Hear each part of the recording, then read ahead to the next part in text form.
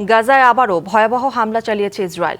একদিনে গাজা জুড়ে বিমান হামলায় নারী ও শিশু সহ নিহত হয়েছেন অন্তত ৩৭ ফিলিস্তিনি, আহত আরও অনেকে।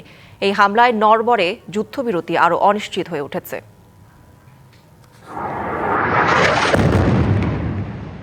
ভয়াবহ হামলায় আবারও কেঁপে উঠল গাজা উপত্যকা। মুহূর্তে ধ্বংসস্তূপে পরিণত হয় বহু এলাকা।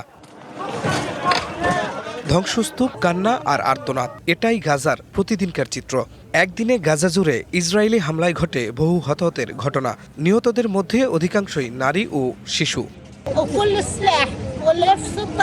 অস্ত্র, ড্রোন ও হেলিকপ্টার দিয়ে হামলা চালানো হলো কেন? আমরা জানতে চাই, যুদ্ধবিরতি কোথায়? গাজা শহরের রিমাল এলাকায় একটি আবাসিক ভবনে হামলায় নিহত হয় ৩ শিশু ও ২ নারী। খান ইউনিসের আজদা এলাকায় বাস্তুচ্যুতদের তাঁবুতে হামলায় একই পরিবারের ৭ জন প্রাণ হারান। আলতুফা, আল জাল্লা সড়ক ও বুরেজ শরণার্থী শিবির এলাকাতেও চালানো হয় নৃশংস হামলা। খান ইউনিসের বিদেশ থেকে দেশে রেমিটেন্সের টাকা আসে নিরাপদে। তাই আজই আপনার আপনজনকে বলে রাখুন, রেমিটেন্সের টাকা যেন শুধু নগদেই পাঠায়। মাওয়াশিতে গাইদ শিবিরে ধ্বংস হয়ে যায় বহু তাঁবু। শেখ রাদওয়ান থানায় হামলায় নিহত হন অন্তত ১৩ জন পুলিশ সদস্য।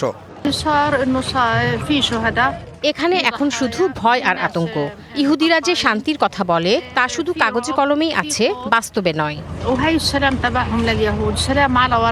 শনিবারের একাধিক হামলার বিষয়টি স্বীকার করেছে ইসরায়েলের সেনাবাহিনী। হামাস যুদ্ধবিরতির লঙ্ঘন করেছে এমন অভিযোগ আইডিএফের।